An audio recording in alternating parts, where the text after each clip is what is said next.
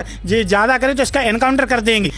अब वीरेंद्र वर्मा को कौन राज्यसभा भेजने वाला है? जो व्यक्ति आदरणीय दिग्विजय सिंह जी है, आदरणीय सिंधिया जी है, आदरणीय विवेक तनखा जी है। अब नमस्कार दोस्तों, भिंड ब्रेकिंग न्यूज़ में आज चुनावी चर्चा में हमारे साथ हैं वीरेंद्र वर्मा जी, जो कि सिस्टम से काफ़ी परेशान हैं और चुनाव लड़ने का मूड बना चुके हैं। आइए हम आज उनसे आपकी मुलाकात कराते हैं। जी नमस्कार वीरेंद्र वर्मा जी, आप अपने बारे में कुछ लोगों को बताइए। जी सबसे पहला मेरे बारे में मैं बताना चाहता हूं कि मैं चुनाव क्यों लड़ना चाहता हूं। ये सबसे बड़ा प्रश्न है मेरे लिए कि मैंने ऐसा क्यों ठाना है कि मैं चुनाव लड़ रहा हूं। तो ये चुनाव लड़ने का कोई मैं कभी सोच ही नहीं रहा था और ना मैं कभी राजनीति में जाने की सोच रहा था।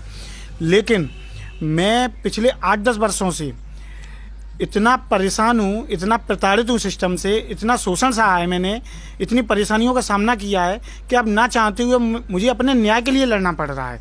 और न्याय के लिए लड़ाई लड़ रहा हूँ। तो उस न्याय के लिए मैं पिछले 2016 की बात है, जब मैं 2016 में एक पुलिस विभाग में SCL कंपनी के द्वारा नौकरी करता था।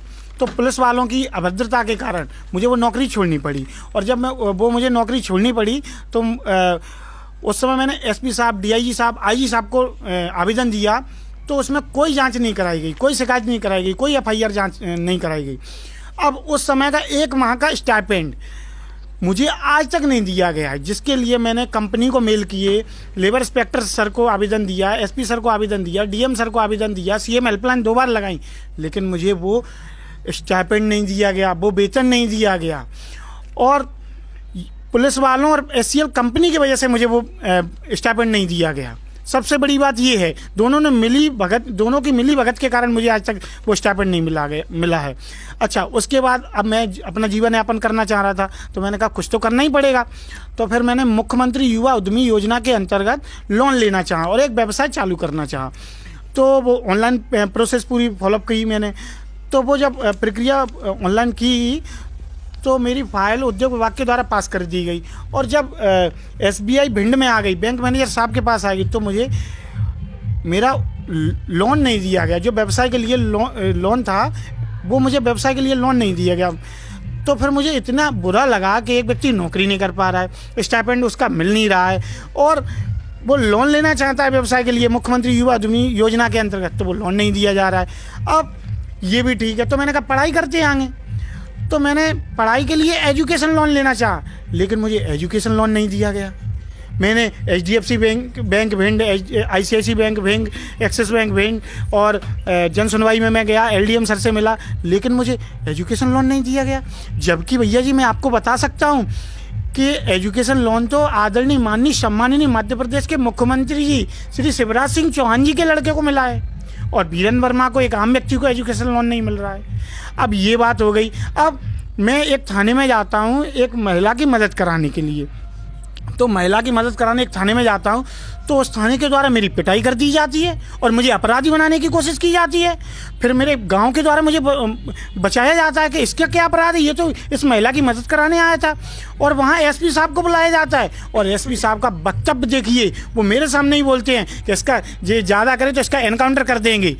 अब मैं ये चीज़ सोच के ही मेरे पैरों तले जमीन खिसक गई कि SP साहब के ये वक्तव्य है, पूरा थाना मेरे खिलाफ हो गया और SP साहब भी खिलाफ हो गए।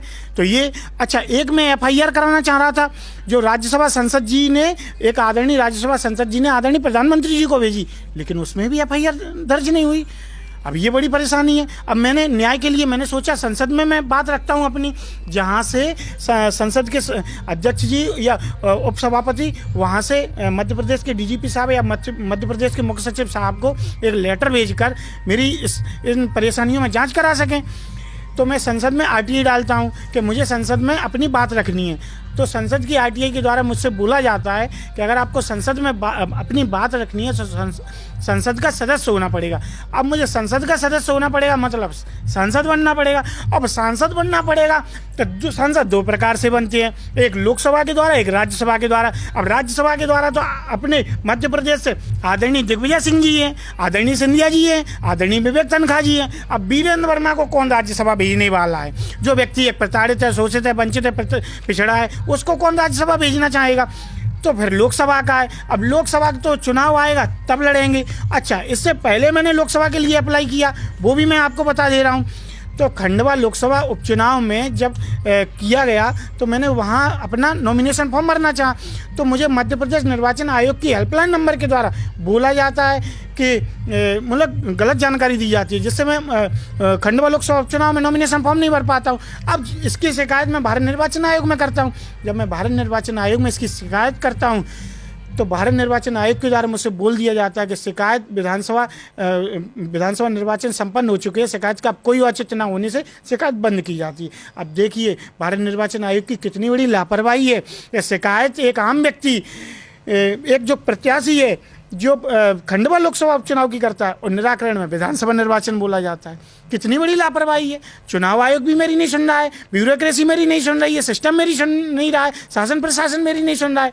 इसके बाद मैनपुरी में लोकसभा उपचुनाव भारत निर्वाचन आयोग के द्वारा कराया गया, जिसमें आदरणीय माननीय सम्माननीय मुलायम सिंह यादव जी का आकस्मिक निधन हो गया था। तो मैंने वहाँ अपना नॉमिनेशन फॉर्म भरना चाहा, लेकिन वहाँ चुनाव लड़ने क्यों गए थे? अच्छा, मैं अपने न्याय के लिए लड़ने गया था, जिससे मैं अपनी आवाज न्याय उठा के लिए सकूं। आप कहीं भी चुनाव लड़ेंगे? अरे तो आप एक आम व्यक्ति की आवाज़ कोई उठा नहीं रहा है, सिस्टम सुन नहीं रहा है, तो मुझे तो कहीं ना कहीं बोलना ही पड़ेगा, जिससे मेरी आवाज़ संसद तक जा सके, कोई मेरी बात रखवा सके, कोई मुझे न्याय के लिए मेरी FIR दर्ज करा सके। अपनी आवाज़ उठाने का चुनावी एक रास्ता क्यों चुना? नहीं, चुनाव से पहले तो मैं शासन प्रशासन में लेटर भेज रहा हूँ, आवेदन दे रहा हूँ, मैं शिकायत कर रहा हूँ, लेकिन कहाँ सुनवाई की जा रही है। SP साहब मेरी सुन नहीं रहे हैं, DIG साहब मेरी सुन नहीं रहे हैं, IG साहब मेरी सुन नहीं रहे हैं, कलेक्टर साहब मेरी सुन नहीं रहे हैं, CM हेल्पलाइन में मेरी सुनवाई नहीं हो रही है। तो अब क्या करूँ? और ऑनलाइन शिकायत की जाती है डायल 100 में, उसमें मेरी शिकायत नहीं होती, उसमें निराकरण नहीं होता है। अभी कहाँ से चुनाव लड़ रहे हैं? नहीं, अभी मैं भिंड विधानसभा से चुनाव लड़ना चाहता हूं, और भिंड विधानसभा के बारे में तो मैं आपको बताऊंगा ही। अब मैनपुरी लोकसभा उपचुनाव में मैं नॉमिनेशन फॉर्म भरने गया तो वहाँ के रिटर्निंग ऑफिसर मैडम जी ने मेरा नॉमिनेशन फॉर्म जमा नहीं किया गया। वहाँ SDM मैडम जी, ADM साहब, DM साहब, पुलिस के अधिकारी थे, मेरा नॉमिनेशन फॉर्म जमा नहीं किया गया। मैंने उनसे पूछा कि क्या कारण है मेरा नॉमिनेशन फॉर्म जमा नहीं किया जा रहा है, तो मुझसे बोला जाता है कि आप समय पर नहीं हो, जबकि मैं समय पर था। तो अब जब जमा नहीं किया गया तो मैंने सुबह 17 नवंबर 2022 की बात है। अच्छा, एक प्रश्न भारत के नागरिक मुझसे पूछ सकती है कि आप अंतिम तिथि को क्यों नॉमिनेशन फॉर्म जमा करने गए? तो मैं इसके लिए बता दे रहा हूं कि 17 नवंबर 2022 अंतिम तिथि थी, लेकिन मैं 11 नवंबर 2022 को भिंड निर्वाचन कार्यालय के अधिकारियों के पास मेरे वोटर लिस्ट की सत्यापित प्रति लेने गया था, और मैंने वहां बात की थी कि सर मैं मैनपुरी लोकसभा उपचुनाव में नॉमिनेशन फॉर्म भरना चाह रहा हूं, मुझे मेरे वोटर लिस्ट की सत्यापित प्रति दे दीजिए, जो कि मैनपुरी लोकसभा उपचुनाव में लगानी है, वो उसके नॉमिनेशन फॉर्म में लगानी है। लेकिन मुझसे बोला गया कि 7 दिन के बाद दी जाएगी। और मैंने जिसके लिए जिला निर्वाचन अधिकारी भिंड, DM साहब भिंड, मध्य प्रदेश निर्वाचन आयोग, भारत निर्वाचन आयोग में भी शिकायत की, लेकिन मुझे कोई निराकरण नहीं दिया, मुझे कोई मदद नहीं की गई। अच्छा, एक प्रश्न और उठता है, और मुझे 16 नवंबर 2022 को दी गई। 16 नवंबर 2022 को जब वो वोटर लिस्ट की सत्यापित प्रति दी गई तो मैं 17 नवंबर 2022 को जमा करने गया अंतिम तिथि को। अच्छा, अब भिंड निर्वाचन कार्यालय के अधिकारियों ने मेरे साथ ऐसा क्यों भेदभाव किया, ये भी एक प्रश्न है। क्योंकि मैं उससे पहले मेहगांव में जो एक उपचुनाव हुआ था उसके लिए मैं एक RTI लगा चुका था, और वो RTI से वो अधिकारी मुझे जानते थे, तो उनने कहा इनने RTI लगाई थी, इनको तो नियम से ही फॉलोअप कराएंगे। तो 7 दिन के बाद की बोला था, और 6 से 7 दिन के बीच में 11 नवंबर 2022 की 16 नवंबर 2022 को दी गई। अगर एक व्यक्ति RTI लगाता है, अपने न्याय के लिए लड़ता है, तो आप उसके साथ भेदभाव करेंगे, आप उसको नियम से चलाएंगे। और मेरा नॉमिनेशन फॉर्म जमा नहीं किया गया, और नॉमिनेशन फॉर्म जमा नहीं किया गया वो भी देखिए, मैंने ऑनलाइन नॉमिनेशन फॉर्म की जानकारी मांगी मैनपुरी लोकसभा उपचुनाव से भिंड निर्वाचन कार्यालय से, लेकिन नहीं दी गई। मेरी जमानत राशि जो मैंने मैनपुरी लोकसभा उपचुनाव में जमा की थी स्टेट बैंक ऑफ इंडिया की मैनपुरी की शाखा में, लेकिन वो आज तक मुझे वापस नहीं की गई। जब मैं लेने जाता हूँ मैनपुरी जिला निर्वाचन कार्यालय के अधिकारियों के पास, तो मुझसे ओरिजिनल प्रति ले लेते हैं, और मुझे रिसीविंग नहीं दी जाती आज, और आज तक मुझे जमानत राशि वापस नहीं की गई है। अच्छा, अब मैं इतना प्रताड़ित हूँ, और रिसीविंग की बात तो ये कर लीजिए, मैं जिस भी विभाग में जाता हूँ मुझे रिसीविंग नहीं दी जाती है। विभाग के अधिकारी बोल देते हैं चले जाओ, अगर रिसीविंग मांगोगे, रिसीविंग के लिए तो मैं थाने में पिटा हूँ, जितने भी मैंने प्रताड़ना सही है, रिसीविंग इसमें बहुत बड़ा इश्यू रहा है। पुलिस विभाग में मुझे रिसीविंग नहीं दी जाएगी, मुझे निर्वाचन कार्यालय में रिसीविंग नहीं दी जाएगी, देते ही नहीं है। अभी आपको क्या लगता है, आपका फार्म भरा जाएगा? हाँ, ये आपकी बहुत अच्छा प्रश्न है भैया जी, मैं इसके लिए बड़ा धन्यवाद कहता हूँ आपको। भिंड निर्वाचन कार्यालय में वही अधिकारी हैं और मैं तो बिल्कुल कन्फर्म हूँ कि वो मेरा नॉमिनेशन फॉर्म नहीं जमा करेंगे, मुझे कहीं ना कहीं किसी न किसी नियम में लटका देंगे, कहीं ना कहीं किसी इश्यू कोई बता देंगे, कोई बिंदु जिसमें मैं लटका रहूँगा, प्रशासन विभागों के चक्कर लगाता रहूँगा और प्रशासनिक लोगों के चक्कर लगाता रहूँगा और मेरा नॉमिनेशन फॉर्म जमा नहीं किया जाए। क्योंकि पहले भी यही चीज़ हुआ तो कुछ नहीं है, यही तो सिस्टम था, यही अधिकारी थे, तो कन्फर्म है कि ऐसा होगा ही। अब मैं तो डरा हुआ हूँ, अब पता नहीं क्या होता है। आपका पैतृक गांव कौन सा है? नहीं, मैं यहाँ लाहौर के पास आंतों गांव है तो वहाँ का हूँ, लेकिन मेरी जन्मभूमि भिंड है, जन्मभूमि भिंड है। तो भिंड की जनता आपसे क्या उम्मीद लगाए? नहीं, भिंड की जनता के लिए एक सबसे बड़ा उम्मीद ये है कि मैंने एक 2020 के समथिंग में एक भिंड के लिए, एक यूनिवर्सिटी के लिए एक बढ़िया प्रोजेक्ट बनाया था, भिंड में जो विश्वविद्यालय खुल सके। भिंड की जनता के लिए तो सबसे बड़ा प्रोजेक्ट यही है मेरा। अच्छा, एक विश्वविद्यालय खुल सके जो जेएनयू को टक्कर दे, जो दिल्ली यूनिवर्सिटी को टक्कर दे, वो ऐसा विश्वविद्यालय है। उसमें डेंटल कॉलेज भी होगा, मेडिकल कॉलेज भी होगा, इंजीनियरिंग कॉलेज भी होगा, एग्रीकल्चर कॉलेज भी होगा, जो भी होंगे, जो भी होते हैं सभी उसमें होंगे, क्योंकि यूनिवर्सिटी है। और जो कि दिल्ली यूनिवर्सिटी और जेएनयू को टक्कर दे सके। फिल्म इंडस्ट्रीज भी होगी उसमें, फिल्म इंडस्ट्रीज भी होगी उस यूनिवर्सिटी में। और जो कि भिंड की 5 विधानसभाओं में जिस रोड पर खोलनी होगी वो खोल दी जाएगी। तो भिंड में सबसे बड़ा तो रोजगार के लिए मैं यही लेके आना चाह रहा था, शिक्षा के लिए लेके आना चाह रहा था। चलिए, मैं मानता हूँ कि आप चुनाव जीत भी जाते हैं, तो क्या सरकार आपकी जो प्रोजेक्ट आप बता रहे हैं वो पूरा करेगी? नहीं, मैं तो वहाँ चिल्लाऊंगा। मेरा काम तो यही है कि मैं भिंड की जनता को न्याय के लिए, न्याय दिलाना, मुझे खुद को भी न्याय के लिए मैं लड़ रहा हूँ। और मेरा न्याय तो 1 महीने में करा ही देंगे विधानसभा अध्यक्ष जी, क्योंकि विधानसभा में पहुंचकर विधानसभा अध्यक्ष जी मध्य प्रदेश के डीजीपी साहब को और मध्य प्रदेश के मुख्य सचिव साहब को एक लेटर भेजेंगे जिसमें मुझे न्याय मिल ही जाएगा और जाँच करा दी जाएगी। और मैं विधानसभा अध्यक्ष जी से बोलूँगा कि अध्यक्ष जी, आपका आज विधायक एक शोषित वंचित पीड़ित है, प्रताड़ित है, आप मुझे तो न्याय दिला दीजिए। और जब मुझे न्याय मिल जाएगा तो मैं भिंड की जनता की, तो भिंड से लेके मध्य प्रदेश की विधानसभा तक आवाज़ उठाऊंगा। अच्छा, इसमें एक प्रश्न और आता है कि सत्ता पक्ष और विपक्ष दोनों मेरे साथ अन्याय कर रहे हैं, दोनों लोगों की मिली भगत है। क्योंकि आज विपक्ष में इंडिया अलायंस है, तो मैंने इंडिया अलायंस को एक लेटर भेजा कुछ दिनों पहले कि मैं इतना प्रताड़ित हूँ, शोषित हूँ, वंचित हूँ, प्रताड़ित हूँ, पिछड़ा व्यक्ति हूँ, आप भिंड से अपना कैंडिडेट ना उतारें, जिससे मैं अपने न्याय के लिए लड़ सकूँ, विधानसभा में पहुँच सकूँ।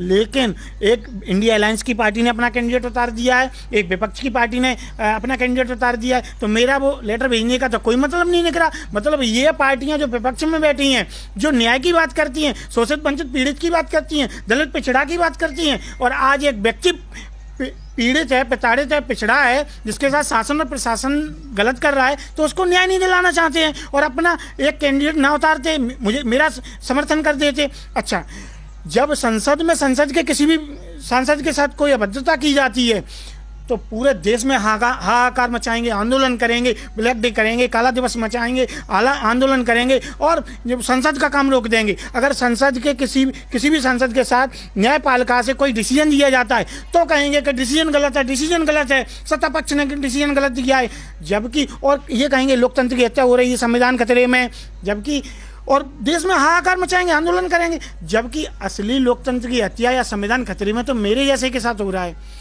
मेरा नॉमिनेशन फॉर्म जमा नहीं किया जा रहा है, मुझे जमानत राशि नहीं दी जा रही है, वापस की जा रही है, मुझे वोटर लिस्ट की सत्यापित प्रति नहीं दी जा रही है समय में। तो असली लोकतंत्र की हत्या तो मेरे साथ हो रही है, असली संविधान की हत्या तो संविधान खतरे मेरे लिए है। न्याय की बात ये करती हैं और जब मैं इनको लेटर भेजता हूँ तो मेरा कोई सहयोग नहीं करती। अब बता दीजिए न्याय किसे चाहिए? इसलिए मैं बोल रहा हूँ कि सत्ता पक्ष और विपक्ष दोनों लोग मेरे लिए अन्याय कर रहे हैं और दोनों लोग जो आम दबे कुचले गरीब पिछड़ा दलित जो भी व्यक्ति हैं उनकी बात नहीं उठाना चाहते हैं, और उठाना चाहते तो मेरे जैसे व्यक्ति को न्याय दिलाते। आपकी टक्कर किससे रहेगी यहाँ भिंड में? नहीं, भिंड में टक्कर तो भिंड के जब जो भी पार्टियों के विधायक आएंगे उनसे रहेगी, जो भाजपा के कैंडिडेट होंगे, जो कांग्रेस के कैंडिडेट होंगे, जो सपा के, जो बसपा के, जो और भी पार्टियों के कैंडिडेट होंगे उनसे होगी। लेकिन मेरी किसी विधायक से टक्कर नहीं, मेरी तो इस सिस्टम से टक्कर है, मेरी तो शासन और प्रशासन में जिन लोगों ने मेरी प्रताड़ना दी है उनसे टक्कर है।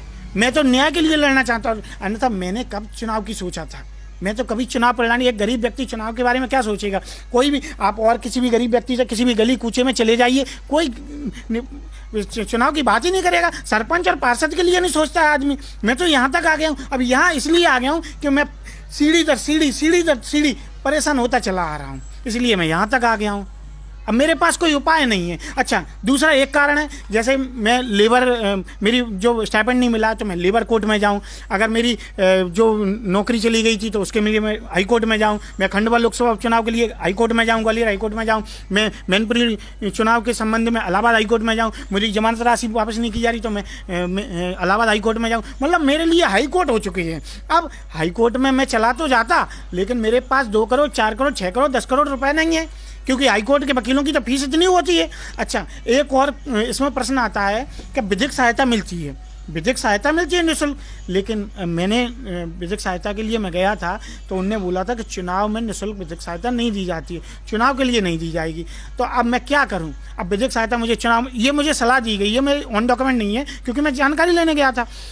तो अब विधिक सहायता मुझे दी नहीं जाती है, सिस्टम मेरी सुनता नहीं है। तो अब मेरे पास तो एक चुनाव रास्ता ही है। मैं भिंड की जनता से गुहार लगाना चाहूँगा कि बस मेरे जैसे व्यक्ति को, जो आपके समक्ष से है, जो आप सुबह शाम झेलते हैं, दिन रात झेलते हैं, और जो आपने पूरे जीवन देखा है, जो भी विभाग हैं, नगर पालिका हो, जिला पंचायत हो, जनपद पंचायत हो, तहसील हो, कचहरी हो, कोई भी विभाग हो जिसमें सिस्टम में लोग परेशान करते हैं, लोगों को प्रताड़ना सही जाती है, भ्रष्टाचार चलता है, तो मैं उस सिस्टम के खिलाफ मैं भी लड़ रहा हूँ। अगर मेरे जैसे व्यक्ति को लाओगे तो मैं अपनी आवाज़ तो उठाऊंगा ही, आपकी तो उठाऊंगा ही, क्योंकि एक विधायक की आवाज़ तो उठाई ही जाएगी। फिर उसके बाद आपकी आवाज़ ही तो उठानी है। और मुझे करना क्या है? विधायक बनने के बाद मेरा क्या काम है? मेरा यही काम है। मैं तो झाड़ू भी लगाऊंगा, मैं तो कचरा भी साफ करूंगा, मैं तो स्वास्थ्य विभाग में जाके लोगों की समस्या भी देखूंगा। मेरे यही काम है। मुझे तो दिन में और रात में कभी भी कॉल करिए। तो मैं तो जनता के लिए जागरूक हूँ। और जो यूनिवर्सिटी की मैंने बात की, उस यूनिवर्सिटी के लिए भी मैं आंदोलन करूँगा कि भिंड में अगर यूनिवर्सिटी आती है तो भिंड में रोजगार भी होंगे, भिंड की तरक्की भी होगी, भिंड की रोडें अपने आप सही हो जाएंगी। जब यूनिवर्सिटी आएगी तो बड़ा प्रोजेक्ट आएगा जो दिल्ली यूनिवर्सिटी और JNU को टक्कर देगा। तो और रोजगार, जो बेरोजगार युवा हैं उनके लिए मैं बिल्कुल प्रयास करूँगा कि भिंड में कंपनियाँ आएँ। अभी तक यहाँ के नेताओं ने क्या किया है? नहीं, यहाँ के नेताओं ने जो किया है वो तो उनकी सोच होगी, उनकी समझ होगी। वो जो करना चाहते तो उनने अपना बेस्ट तो दिया ही होगा, लेकिन उस बेस्ट में मैं जो देख रहा हूँ वो उस बेस्ट में, अगर यहाँ के नेताओं ने सब कुछ अच्छा किया होता तो मैंने इतने पॉइंट गिना दिए, इसमें मैं परेशान कैसे हूँ? ऐसा तो नहीं है आप भी फिर उनकी तरह रेत की खदानें? और ये आप भी बहुत अच्छा प्रश्न कर रहे हैं। अब एक व्यक्ति 8-10 वर्षों से इतना प्रताड़ना सही है, जो SP, कलेक्टर, DIG, IG तक पर जा रहा है, labour court, high court, Allahabad high court तक जा रहा है, ग्वालियर हाई कोर्ट तक जा रहा है। अब उसके लिए ये रेत की खदानें क्या मायने रखती हैं? उसका तो एक अस्तित्व, जो आत्मसम्मान है, स्वाभिमान है, वो उसके लिए लड़ रहा है। अब रेत की खदानें क्या हमारे लिए मायने रखती हैं? क्योंकि इतना संघर्ष करना ये एक अपने आप में बहुत बड़ी बात है। भैया जी, यहाँ लोगों के पास एक दिन का रोजगार नहीं होता है तो रात में खाने को खाना नहीं होता है। यहाँ भिंड से काफ़ी युवा वर्ग के लोग बाहर दूसरे प्रदेशों में नौकरी करने के लिए जा रहे हैं, उनके लिए क्या सोचा? नहीं, ये आपका बहुत अच्छा प्रश्न है। तो उनके लिए मैं यही बोल रहा हूँ कि उनके लिए मैं यहाँ कंपनी जो भी होंगी, चाहे मल्टीनेशनल कंपनी हो, जो भी जैसी भी शिक्षा हो, उनके अनुसार यहाँ कंपनी लेने के आऊँगा। दूसरा, आजकल ये टिकटॉक, ये बहुत चीज़ों के ज़माने चल रहे हैं, तो मैं तो वो यूनिवर्सिटी में फिल्म इंडस्ट्री लेके आना चाह रहा हूँ। और जो कि अटेर में खुलेगी, अटेर अपना चंबल कितना अच्छा क्षेत्र है, और जब अगर वहाँ फिल्म इंडस्ट्रीज की एक कॉलेज खुल जाएगा तो लोगों को एक तो जागरूकता, एक शिक्षा, एक समझदारी, और उनको रोजगार मिल जाएगा उसमें। जो आदमी मुंबई नहीं पहुँच पा रहे हैं, भिंड से कौन गया है? ज़्यादा एक हाथ चले गए होंगे 1-2, लेकिन यहाँ से जाएंगे ना तो उनको कहीं ना कहीं मौका मिलेगा ही। इंस्टाग्राम, फेसबुक आज चला रहे हैं, यहाँ से बहुत रोजगार और जीवन में जो जीवन यापन करना है, शिक्षा है, समझदारी, सब कुछ मिलेगा यहाँ से। ये हमारे साथ थे अभी इंजीनियर बीरेंद्र वर्मा जी, और उन्होंने आपको बताया किस तरह ये प्रशासन से पीड़ित हैं और सिस्टम से भी पीड़ित हैं, और चुनाव लड़ेंगे और युवाओं के लिए काफ़ी यहाँ पर योजनाएं भी लाएंगे। धन्यवाद। जी नमस्कार।